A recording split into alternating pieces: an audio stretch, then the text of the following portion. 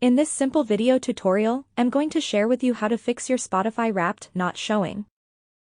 If your Spotify Wrapped ain't showing, make sure your app is updated to the latest version, as outdated versions might not display it. If it's showing update, tap onto and it will automatically get updated.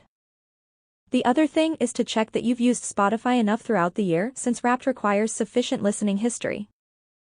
If you don't see no Spotify Wrapped prompt here, try searching Spotify Wrapped directly in the app. You may also want to clear the app cache. Tap onto your profile icon and select Settings and Privacy. Head to Storage. Select Clear Cache. Your Wrapped will eventually show up. Now if none of these work, try to use the older trick of reinstalling the application as it may also fix glitches. Make sure to first log out.